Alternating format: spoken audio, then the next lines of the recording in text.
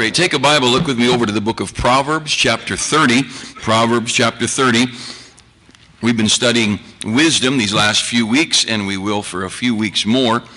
I would encourage you to be here on Sunday morning in our adult Sunday school classes. We're focusing much of our attention during July and August on Thanksgiving and praise. We sit here tonight at 35 years, our anniversary in just a few weeks. 35 years since we started our church, and wow, has God been good to us. And we just wanted to take the last few weeks before our 35th anniversary and work a little harder on this matter of thanksgiving and praise. If you'd find Proverbs 30 and just hold on to that for a minute, I'm going to review the last couple of weeks. We started a couple of weeks, 2 Wednesday nights ago, with in James chapter 1, verse 5, where it says, if any of you lack wisdom, let him ask of God. Now I don't know, we've got, if I can get another mic here, there's a progression in this thing in James 1. Right here, the simple statement, if you lack wisdom, ask God and God will give liberally.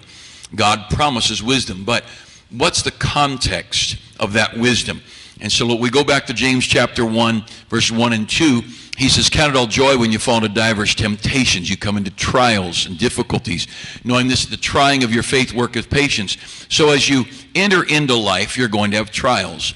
You're going to have doctor and medical trials. You're going to have marital difficulties and health and children and financial reversals and just difficulties. They're going to come. That's a reality. John 16:33, he said, that in the world you shall have tribulation, but be of good cheer, I've overcome the world. So James chapter 1 says, count it all joy when you fall into diverse temptations, knowing this, the trying of your faith worketh patience. So God is developing you so that you're capable of handling more, like a weightlifter lifts more and more, and as the muscles burn, the muscles are stretched and built up, and they're capable of doing more, and we're able to take more, obviously. I heard a lady say after she had her first baby, she said, after this, I can do anything. And I thought, well, I just don't want to find that out at all. But so he says, count it all joy. So we have these trials or these pressures and burdens, and he said to count it all joy. But then you understand this, there are times you have trials you don't understand. There are problems so big. There are monumental things, and you think, some of these burdens I face, I can just go to God. I trust you know what you're doing. Give me grace to go through these things.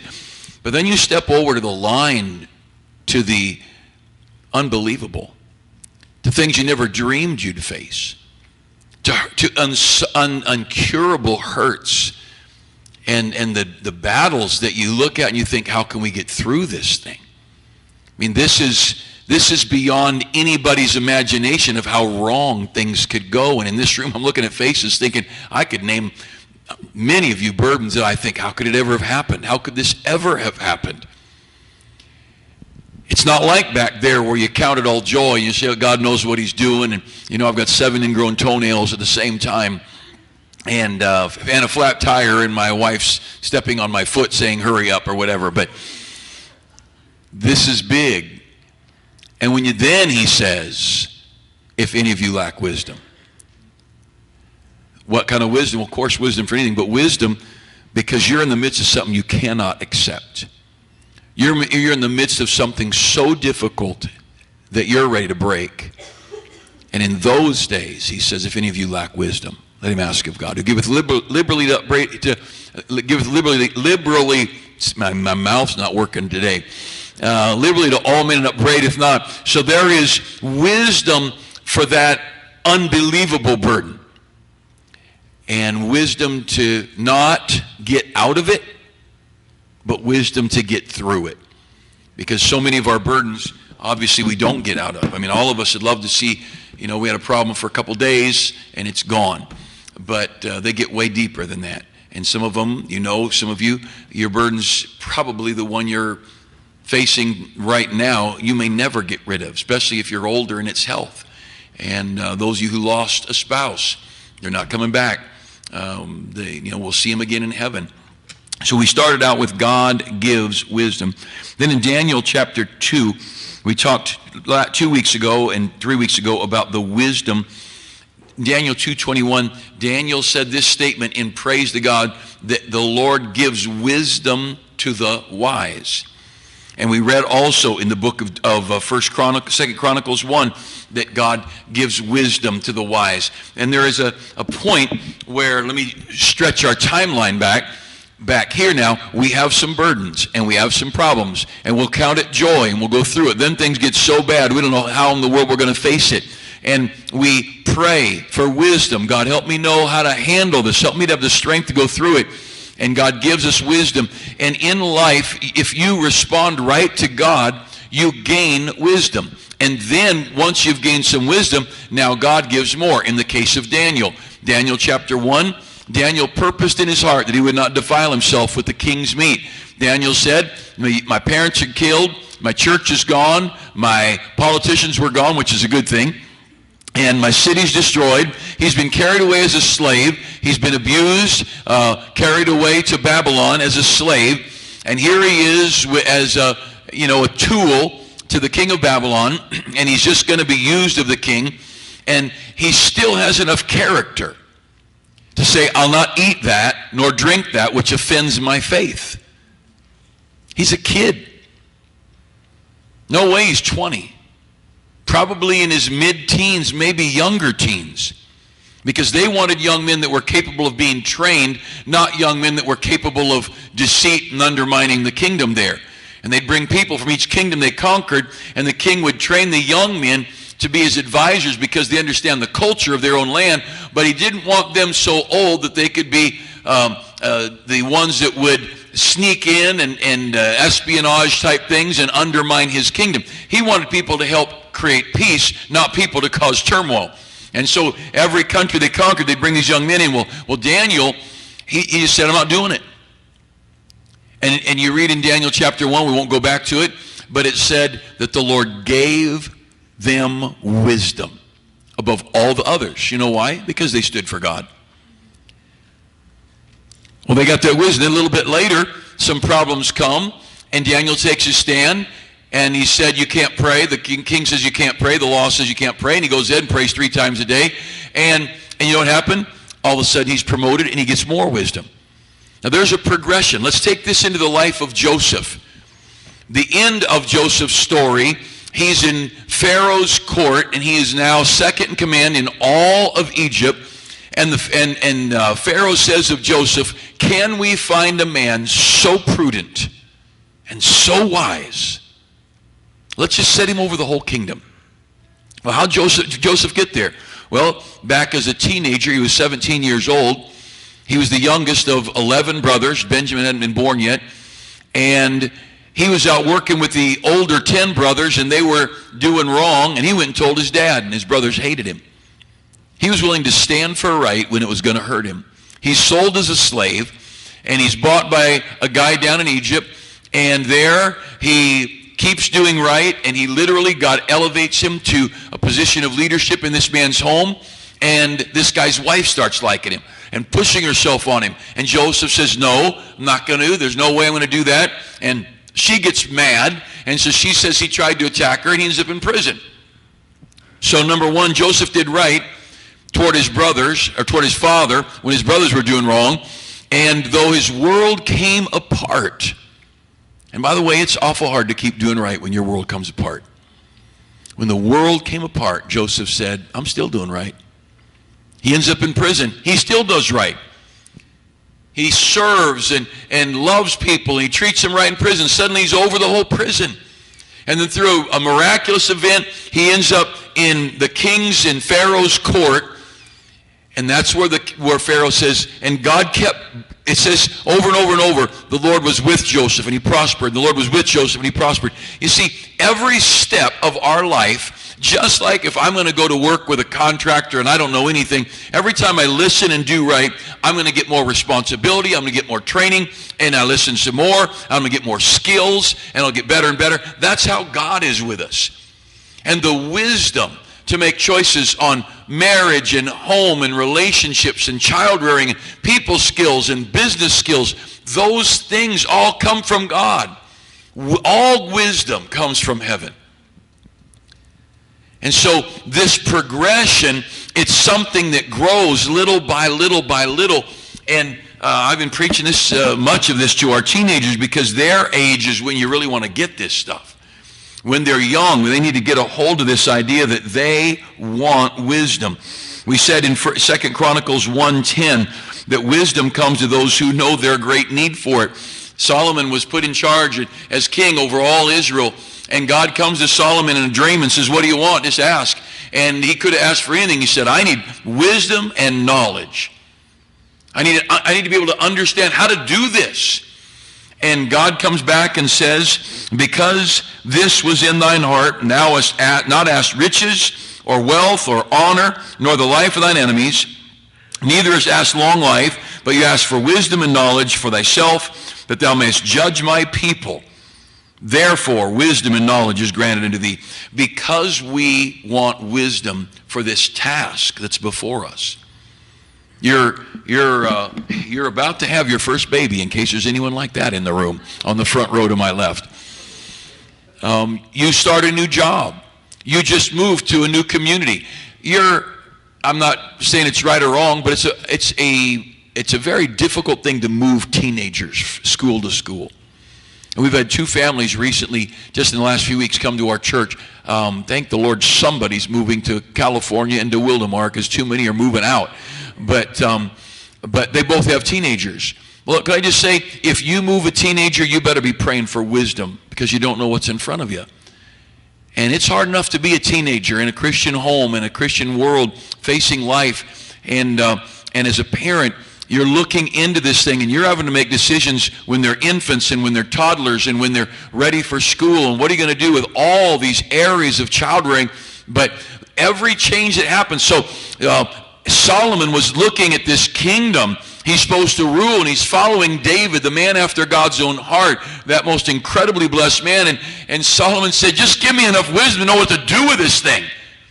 And God says, man, that's a good request. Can I just say this? If you're facing something, especially something new or something bigger than you, God promises wisdom to those who want wisdom for the right thing. You know, if you're going to the Circle K and you're about ready to buy a lotto ticket, you say, oh, God, give me wisdom. God, give me wisdom to pick the right numbers. I'm not sure God's even hearing that prayer. But if you're trying to figure out where to buy a house, you're trying to figure out what school to send your children to, you're trying to figure out, your loved ones are, in our church, we've got my Sunday school class average age is probably 75. And what do you do when your spouse passes away? You really need God, because the whole world is turned upside down. And so wisdom comes to those who say, I need wisdom to know, what am I supposed to do in this? How am I going to face this when your last child leaves home? Some of you, you're going to put your first kindergartner in school in about a month or two, and you're going to bring them up here to our Christian school. And it's always amazing to me. No offense, moms. I love moms. I have one myself. Moms and some dads, and they'll bring their kindergartners, and they'll have video cameras, and Mrs. Beal will have 8 kindergartners, and there'll be 24 adults outside, all of them with cameras, videoing the kids first. And I don't think it's wrong at all. It's just funny to me. But when Josh, our oldest, when he started kindergarten, his teacher was his aunt, who lived with us. And we lived on church property, so here was our mobile home on the 2 acres we had over on Cat Road where our church was. We had a tent 100 feet from our house, and the school was in between our house and the tent. So our son had to leave the front door and go 50 feet into a room with his aunt. My wife almost cried.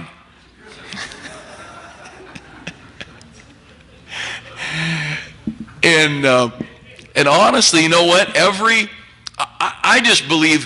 I believe we mess up life because we don't take every step of it enough seriously in our mind. Say, I sure want to do this right.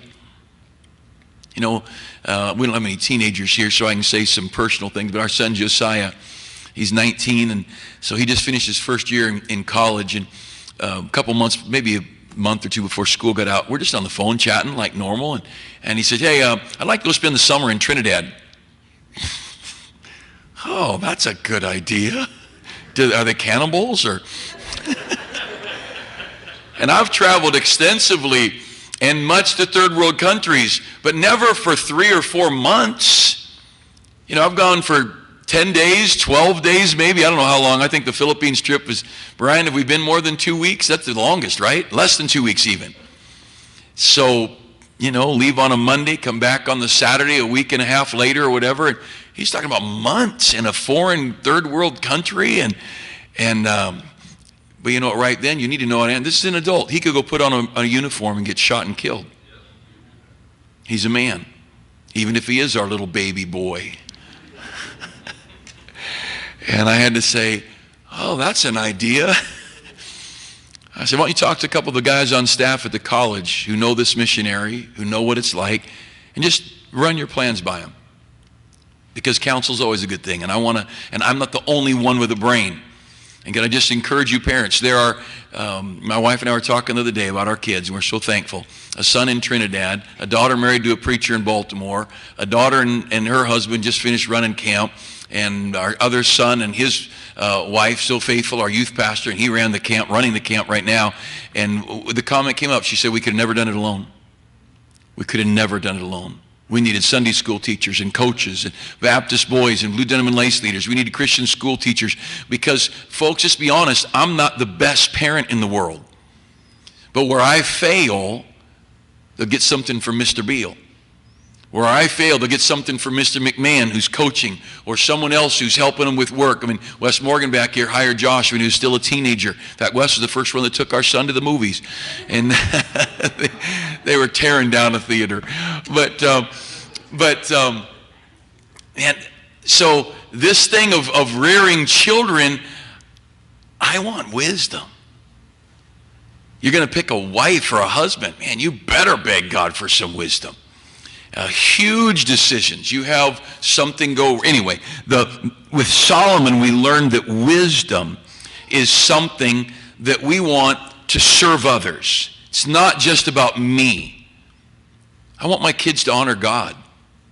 And the idea of my son going to a third world country without me the first time, if he'd wanted to go to the Philippines, that would have been okay. I've been there. I know who to send him to. I know who to call. If right now he dropped off the map, I don't even know where Trinidad is. Somewhere down there, past Mexico. And then he's going into Guyana, Kool-Aid Town. Some of you are too young to know what that means, but the old people do. Jim Jones and the Kool-Aid drinkers down there. And that's where he's going, Georgetown or wherever it was. But so wisdom. But you see, right where we started in James chapter 1, God gives wisdom. And you have that unique child. And it's not, God, help me raise this kid so they'll love me and be nice. No, help me raise this kid so they'll be all you want them to be. That is huge. Those 4 kids aren't mine. Help these kids to honor you. I don't care if they're carpenters or plumbers or Air Force or Marines. I don't care if they're, preachers, missionaries. We desperately need wisdom. Now look with me over to Proverbs chapter 30. We won't go through the rest of this, but look at Proverbs chapter 30 with me. I want to give you 3 short words here about wisdom. Proverbs chapter 30. Again, Proverbs is a book written so that we could go to Proverbs to get wisdom. And we'll get more into this along the way. But look at Proverbs chapter 30 and look at verse 24. And it's kind of an unusual chapter. He's going through, here's a list of things that are great, and here's a list of things that are difficult. And in verse 24, he says this, there be 4 things which are little upon the earth, but they are exceeding wise. Exceeding wise. And you know, that little term, exceeding wise, is nowhere else in the Bible. This one time, God chooses the vocabulary of divinity and says, let me tell you something that is exceeding wise. And we're going to just take a couple of minutes on this tonight. I'd encourage you to study these some on your own. I'm not going to take a lot of time. I'd like to, but let's look through 3 things that are exceeding wise, and why they're exceeding wise. First of all, verse 25, the ants are a people not strong, yet they prepare their meat in summer. All right, so what's the first thing that is exceeding wise? And they're all little things. You know, we think everybody's got to be rich and famous and big and powerful, and what God starts out with, these little ants. God says they're exceeding wise. Well, why are they exceeding wise? Because they prepare. How about that? Is that a hard thing to figure out? They prepare. They just prepare. God says, whew, they got wisdom. If you've never heard the parable of the grasshopper and the ant, you ought to look it up sometime online. Pretty amazing thing. It's politically incorrect, but it's brilliant. And it's very theologically and practically true. But we'll get off that and we'll stick to the Word of God. The ants are a people not strong, yet they prepare their food in summer. Winter's coming. There's not going to be any food out. It's going to snow. It's going to freeze. Floods are going to come. What do the ants do? If you've never had an ant farm, I think kids ought to see an ant farm. I think kids ought to see what ants do. They're amazing. Just go online and order one. And you can order the ants too if you want to do it. But we just say, we're too cheap. Go find some ants. Put them in there. But ants are amazing. One simple thing, they prepare. They prepare their food in summer. What's summer? Summer's the time it's easy to work. Summer's the time when there's plenty. Summer's the time when it's convenient.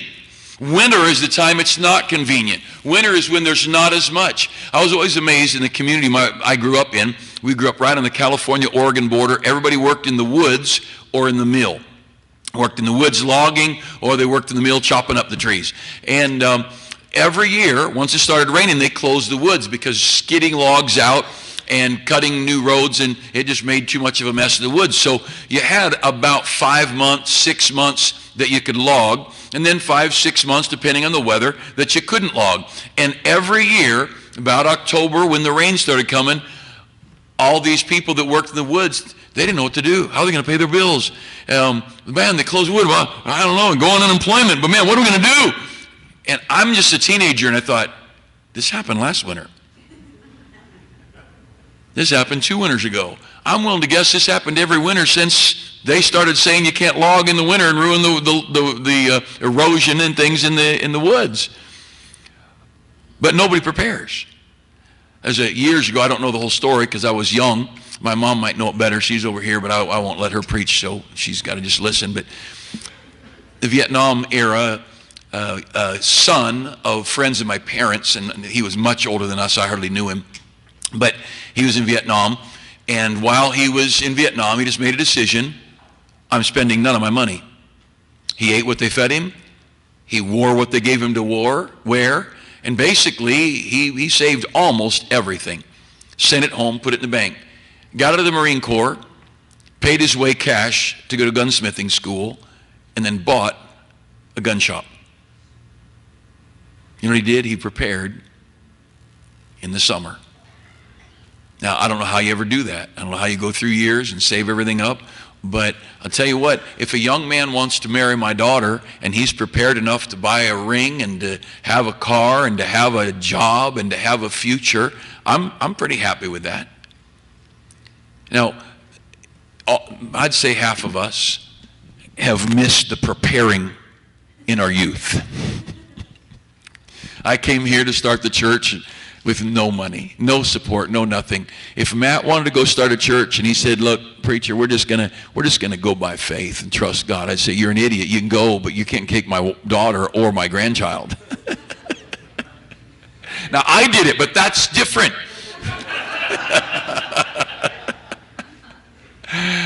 Well, Matt and Dinah Russell moved down here. They just wanted their kids. They had a good position, a staff position in a church in Washington. They moved down here. They just wanted to raise their teenagers in this church.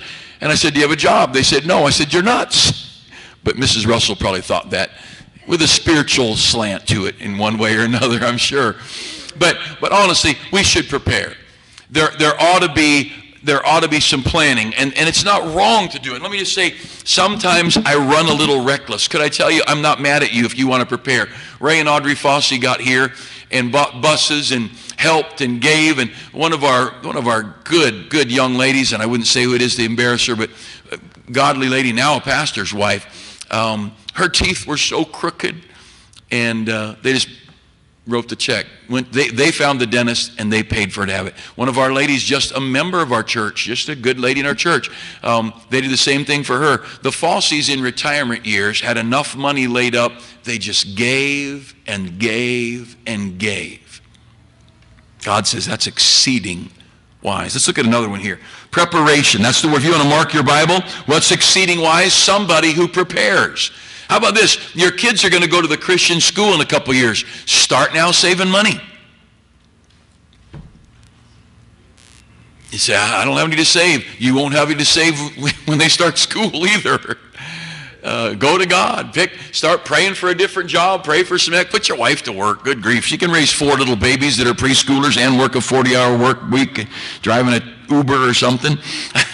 I don't know how you do it with all the babies, but verse 26, who else is exceeding wise? 3 things exceeding wise. Verse 26, the Coonies are but a feeble folk, yet make they their houses in the rocks. Now, you read about Coonies, you get some people who say they think they know it is. Basically, it's a little varmint that lives in the rocks. That's what matters.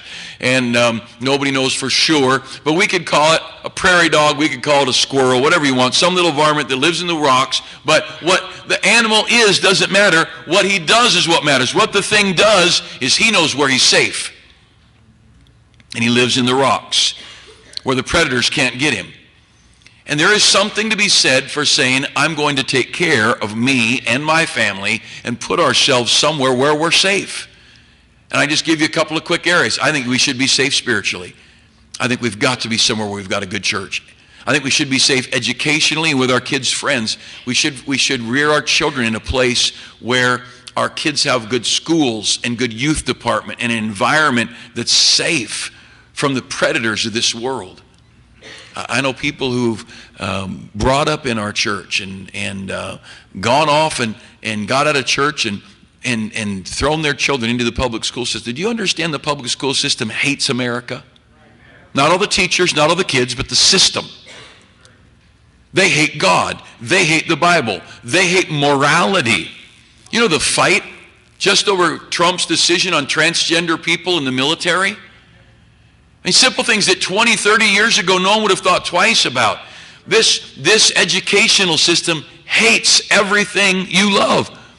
Our public schools hate marriage. They dead sure hate the idea of a wife staying home, taking care of a house and kids while the daddy works. That is against the law to talk about right now in England schools. They wrote the law. You cannot put any scenario on TV or in front of young people where the dad works and the mom stays home. What craziness is that? But everybody's got to make those decisions. So wisdom, what is exceeding wise? When you take care, put your family, put yourself in a safe spot. Let me just put this very pointedly in my life. There's a reason I've got double glass doors to my office. I'm safer there. No lady's going to be in my office with the doors closed. Not going to happen. I won't ride alone in a car with a lady if I'm not married to her or my daughter or something. I'm not going to. I won't do it. Is it a sin? No, it's not a sin, but it's awful safe. There are things I don't do.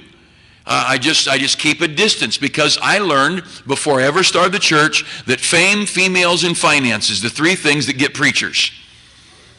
And 9.5 years in a tent kept me from being famous. If that doesn't humble you, I don't know what will. And then I got females and finances. We're all broke, so we got that one taken care of. That offering leaves this room, and I could not tell you how to get that money once it's put where it's put. I don't have a key to the rooms, the safes, the combinations. No way. I couldn't get to the checkbook right now. If you said, preacher, I'll give you $1,000 if you'll just show me the checkbook. You wouldn't lose a penny. I don't know where it is. Not going to do it. Now, Jack Treber up at North Valley Baptist in Santa Clara, he signs the checks. At least the last time I talked to him, he did. Still signs the checks. I don't. I touch nothing. Why? Because I learned a long time ago, money ruins an awful lot of preachers. A lot of preachers get into the till and they take money and they get in trouble. And so I have put myself like the Coonies in the rocks. I'm building walls of safety around me. And see, when I talk like this, it helps because when I talk about it, how could I be forward with a lady in our church? They've heard me talk and talk and talk and talk about it all their life. They've heard me talk about it, and keeps me safe. You ought to, it's exceeding wise for you to be very careful. People panic about helmets on the kids when they're riding a bike. I'm not against it. You want to do that, that's fine. But what about what goes into your kids' eyes and into their soul? Are we safe? Do we have helmets on that? Are we careful about movies and television? Are we careful about books? Are we careful about our children's friends? And the Cooney is exceeding wise because he found a safe place. A safe place. What a wonderful thing. What is wise? Somebody who prepares. What is wise? Somebody who finds a safe place in the rocks. Thirdly, and lastly, the locusts. Verse 27. The locusts have no king, yet go they forth, all of them, by bands. By bands. If you're taking any kind of notes, you write in your margin, just put unity there. They're on the team. You want to know what's exceeding wise? When you join up with a lot of other people to do the right thing. Just be on the team. And again, with most of our teenagers gone, I'll share an illustration. When our men were making decisions about school sports and changing some things with our Christian school, I mentioned soccer because a lot of our friends in other Christian schools are Latin, and that was vetoed. And we tried baseball, and it's just unique. It's hard to find people to play baseball against. It's pretty difficult to find a pitcher.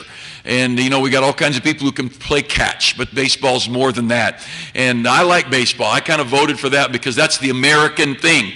But we tried it a season or two. It just was very difficult to go. And football came up, and you can have 6 men, 8 men, 11 men.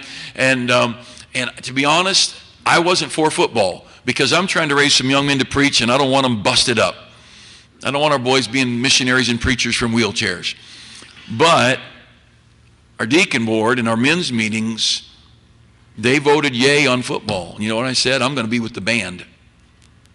I'm gonna band together because I trust our men. I've always trusted our men. You get a group of our men together to make a decision. In 35 years, I've not seen them wrong. Never. I trust what God does working through the hearts of our men. We may discuss and debate and have to put it on the table and leave it for a month and come back. But by the time we make a decision in 35 years, I've never known God to not lead our men. I've never looked back and thought, well, that was stupid. God puts the right men in this place. And this thing, what makes the locusts exceeding wise, it's because they go in mass. They stick together. And they have an agenda. They have a cause. Can I just say this about our church? Get involved in a ministry somewhere. You say, why? Because it's what we do here. Just find a spot. Help out with the rest homes. Get in the jail ministry. Drive a bus. Mechanic on a bus. Go out soul winning on Thursday nights or Saturday mornings. Get involved in a ministry. Teach a Sunday school class. Join the choir. Work in the nursery. Become a parking lot greeter. Work in some area. Why? Because we are a church of active faith. We're not passive. We're active. We're not spectators. We're participants. That's what sets Faith Baptist Church apart. The vast majority of our people do something. You want to know why our youth department is so incredible? Because our teenagers serve. They go forth in bands. We're not a bunch of people that have no connection except for an hour on Sunday morning. That's why with 150 people gone, the room's half full on Wednesday night. Join in the team. And let me just say, if you're a mom who's we're looking for the mom who's about to have her 4th boy. If you're about to have 4 boys and the guys want to sit and watch ball games all Saturday afternoon, just get used to making popcorn lemonade and watching ball games. Just join the team. That's what Mrs. Beal did, I'll go with my wife wandering through thrift stores. Unity is one of the most powerful things in the Bible.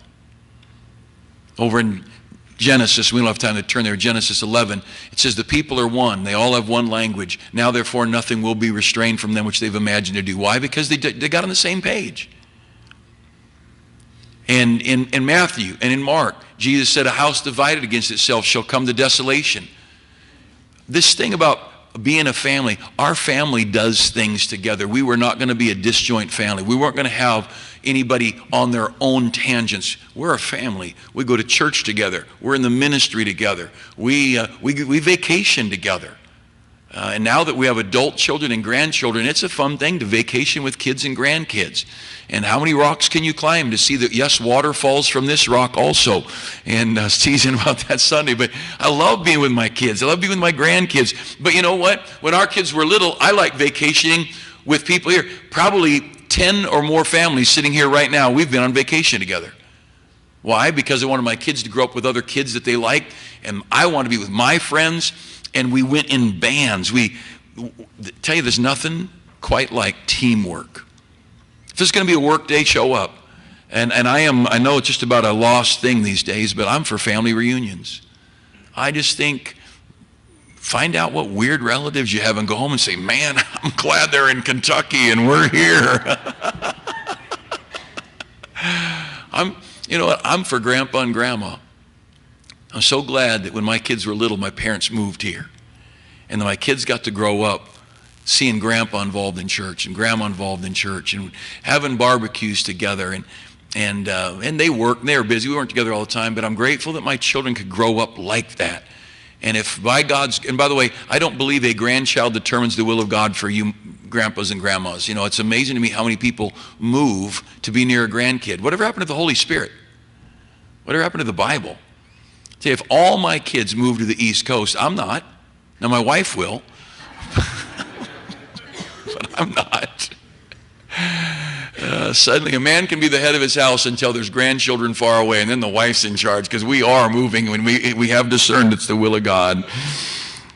What is it that's wise? 3 simple things that God says exceeding wise. 1, you prepare. 2, be very careful. Keep yourself in a place that's safe spiritually, safe physically. And number 3, it says that they go forth in bands. Be on a team. If you're on the football team, you ought to be on it 100%. Whatever the coach says, whatever they want to do. If it's candy sale time in your school, sell candy. Let me just encourage you parents, as frustrating as it is, if it's science and history fair, do one. I can tell you all about Panama Canal. Did you do Panama Canal? I remember helping Esther build the Panama Canal. And I did get sick. It wasn't malaria. It was sick of the science and history fair. Not really. You do it with your kids, it's good.